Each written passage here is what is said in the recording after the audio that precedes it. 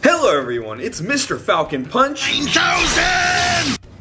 And I review because that's what I do. Now before I begin this video, allow me to apologize real quick for not making a video on this channel for a while. I think it's been like a month and a half. But I've been very busy. Plus there's a lot of things I've been wanting to do on my main channel for a while. So I had to take the time and focus on my main channel because it is my main channel. But I gotta start putting some work and effort into this one. So anyways, today I'll be starting off my volume reviewing segment. And I'm going to be starting off this volume reviewing segment with reviewing volume 1 of one of my favorite ongoing shonen series of today, which will be One Piece Volume 1 East Blue Part 1.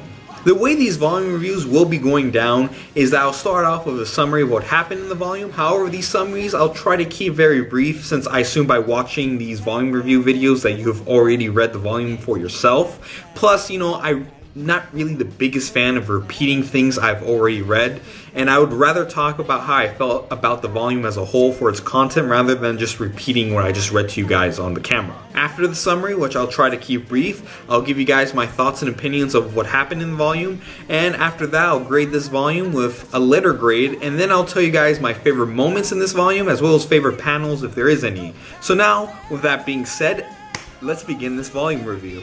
Volume 1 of One Piece introduces us to the unique world of One Piece, which takes place during the Great Age of Piracy, which started after the public execution of a man known as Gol D. Roger, a man who had everything and was known as the King of Pirates. However, before he died, he claimed that he left all his treasure where he last left it, and whoever finds his ultimate treasure, the One Piece, will become the new Pirate King.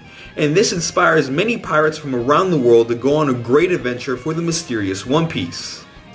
Which brings us to our protagonist, Monkey D. Luffy, a teenage pirate guy with a thirst for adventure who dreams of becoming the Pirate King. When we first see Luffy, he's a young boy who recently gained supernatural powers, making his body like rubber after accidentally eating a mysterious fruit found in the series called the Devil Fruit, which gives each of its eaters a unique ability that comes with a price, and that price is that the eater of the devil fruit is no longer able to swim in seawater. Okay, and key word, seawater. Okay, not just water, seawater, because a lot of people tend to forget that.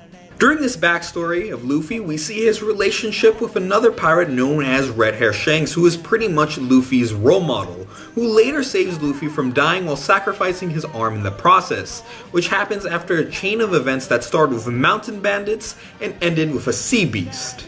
In order not to make Luffy feel too bad about his missing arm, Shanks gives Luffy his prized straw hat and tells him to keep it for himself until he becomes a great pirate, and then and only then can Luffy give back Shanks his hat. It is after this scene that we have a sort of time skip and flash forward to Luffy sailing off in his own adventure in search of the One Piece.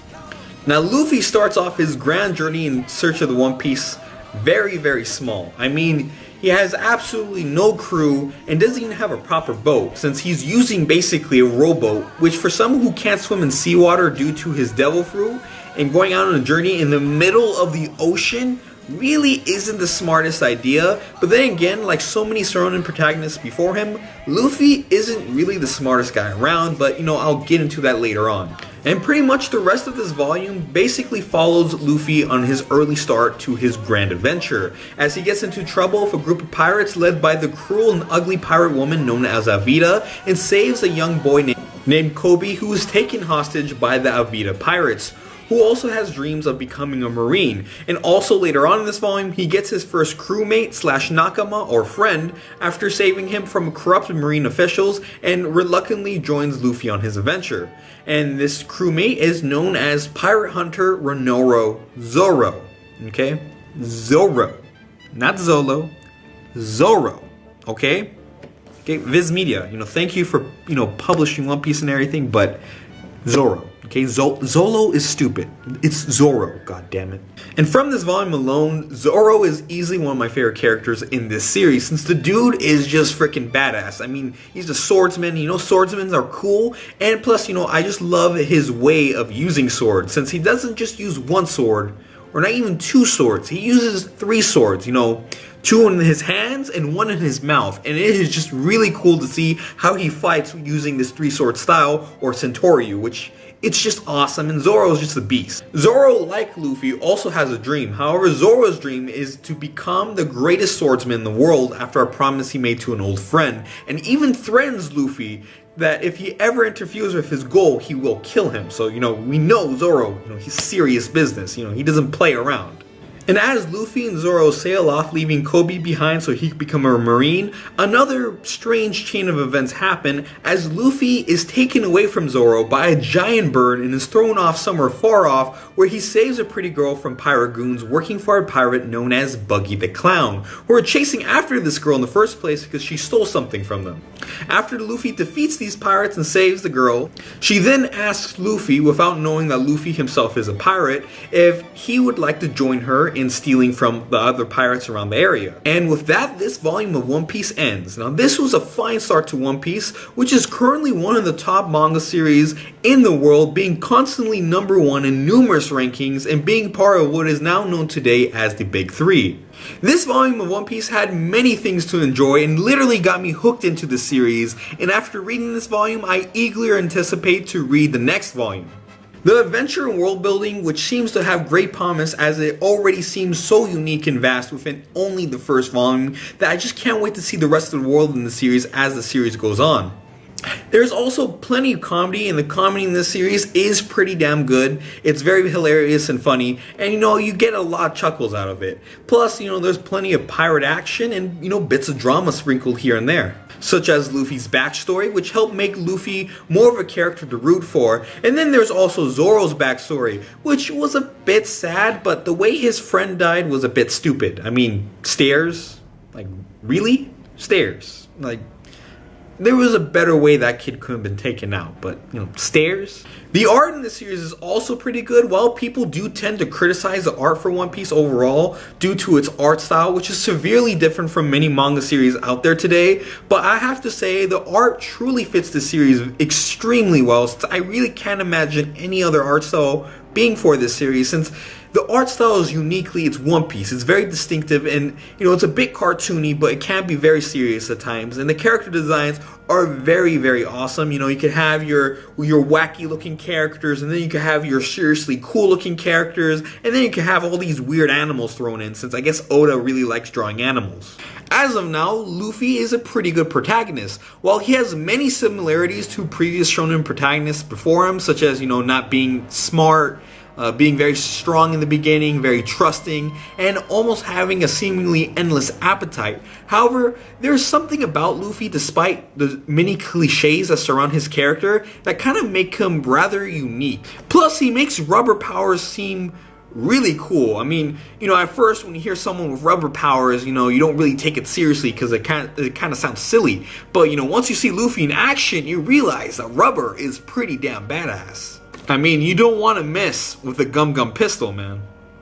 Overall, One Piece Volume 1 is a great start to Monkey D. Luffy's grand adventure in search of the One Piece. Filled with plenty of adventure, comedy, action, and drama, it really got me looking forward to checking out the next volume, which is why I'll give this volume a B+, since it's a great start to the series, but as of now, it's nothing totally mind-blowing that I have to give it an A, but still, it is good enough, and if you haven't gotten to One Piece, I highly recommend it. But seriously, these days, who hasn't gotten into One Piece? And now that the volume review is basically over, it's time to share to you guys my favorite moments and panels that went on in this volume. First off, we have the very beginning, the very first page. I just love this because, this page, basically starts off One Piece. Starts off my favorite ongoing shonen of all time.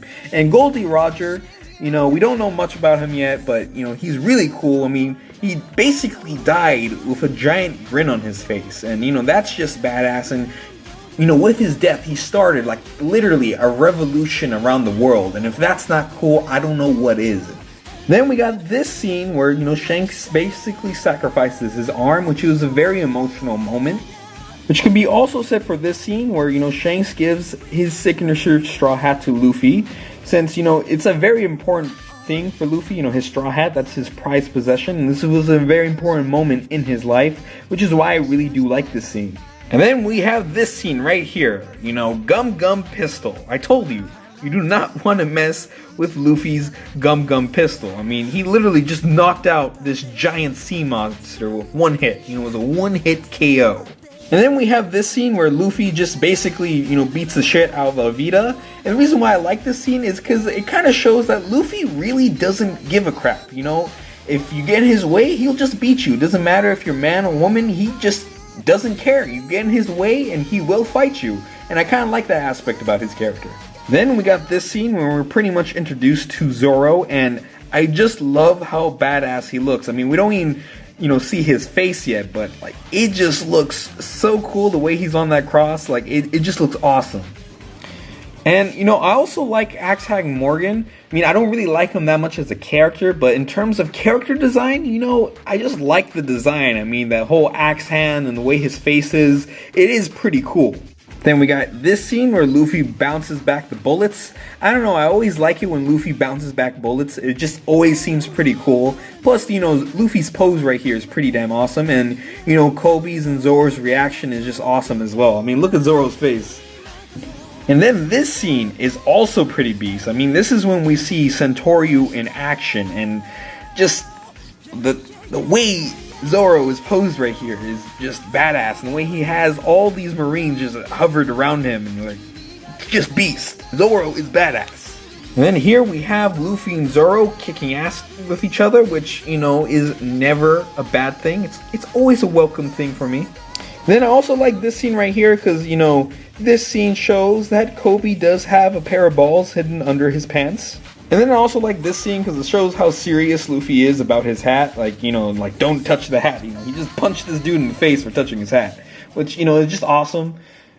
And that is pretty much the end of my first ever volume review. Now, if you have any criticisms, you know, please in the comment section down below, you know, tell me about it. Because, you know, share your opinions. I want to know. Because, you know, this was my first ever volume review. So, not sure how good it turned out. But if you do like it, you know, then feel free to comment and, you know, like. And, you know, if you haven't already, subscribe. And anyways, I am Mr.FalconPunch. And yeah, you know, like, comment, subscribe. And I'll see you guys next time. Peace out.